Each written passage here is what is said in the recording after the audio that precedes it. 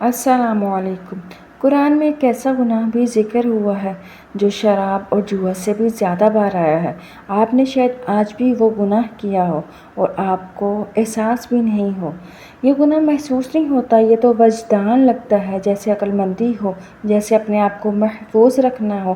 آپ کسی کی بات دیکھتے ہیں اور سمجھتے ہیں کہ آپ جان گئے ہیں وہ کیا کہنا چاہتا تھا، کوئی جواب نہیں دیتا، تو آپ اپنے ذہن میں پوری کہانی بنا لیتے ہیں۔ لیکن اللہ نے اس بات کو براہ راست بیان فرماتے ہیں اور اس معاملے میں وہ نرمی نہیں فرماتے، بلکہ اللہ نے اس معاملے پر یہ فرمایا ہے قرآن پاک میں، اے ایمان والو، بہت سے گمانوں سے بچو، بے شک بعض گمان گناہ ہوتے ہیں۔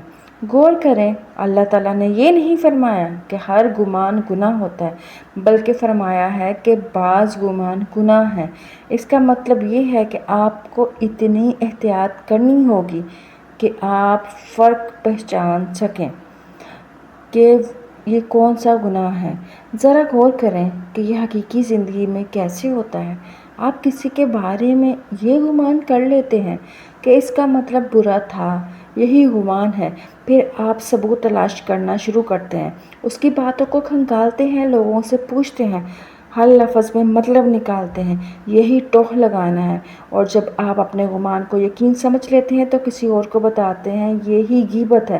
یہ سب ایک ہی خیال سے شروع ہوا تھا جسے آپ نے حقیقت سمجھ لیا، اور اس کے بارے میں رسول اللہ صلی اللہ علیہ وآلہ وسلم کا فرمان ہے، گمان سے بچو کیونکہ گمان سب سے زیادہ جھوٹی بات ہے۔ آپ صلی اللہ علیہ وآلہ وسلم نے فرمایا، اسے سب سے جھوٹی بات قرار دیا، حالانکہ یہ دل میں ہوتا ہے، کیونکہ جو کہانی انسان اپنے ذہن میں بناتا ہے وہ اسے حقیقی سمجھتا ہے اور اسی پر عمل کرنے لگتا ہے، اسی کے مطابق بات کرتا ہے اور لوگوں کے بارے میں فیصلہ کرنے لگتا ہے، حالانکہ یہ حقیقت نہیں ہوتی اور یہ آپ نے خود بنائی ہوتی ہے اور اسی جھوٹی بات کو سچ مان لیا ہوتا ہے، اور یہی وہ چیز ہے جو اس گناہ کو بہت خطرناک بناتی ہے۔ آپ عموماً اس پر توبہ ہی نہیں کرتے، نماز چھوٹ جائے تو توبہ کرتے ہیں، جھوٹ بول دیا تو توبہ کرتے ہیں، غصہ آ جائے تو توبہ کرتے ہیں، لیکن آپ نے آخری بار کب توبہ کی کہ آپ نے کسی کے بارے میں بدگمانی کی؟ یہ گناہ محسوس ہی نہیں ہوتا، یہ یوں محسوس ہوتا ہے جیسے آپ حقیقت پسند ہیں، جیسے آپ محتاط ہیں، یا جیسے آپ بس لوگوں کو اچھی طرح سے جانتے ہیں۔ آپ نے کتنے رشتے کھوئے اس وجہ سے نہیں کہ کسی نے کچھ کیا، بلکہ اس وجہ سے کہ آپ نے گمان کیا اس نے کیا کیا۔ آپ کتنے لوگوں سے دور ہو گئے اس کہانی کی بنیاد پر جو صرف آپ کے ذہن میں موجود تھی۔ اب کتنی بار کسی کی نیت کے بارے میں غلط ثابت ہوئے اور کبھی معافی نہیں مانگی کیونکہ آپ نے انہیں بتایا ہی نہیں کہ آپ نے کیا سوچا تھا ان کے بارے میں، اور آپ نے کتنے گمان دل میں پیدا کر لیے تھے۔ اللہ تعالیٰ نے اس کا علاج ایک لفظ میں دیا ہے، اجتناب، یعنی اس سے بچو، دور رہو۔ نہ یہ فرمایا کہ اسے سنبھالو، نہ یہ فرمایا کہ اس میں توازن رکھو، بلکہ فرمایا اس سے بچو۔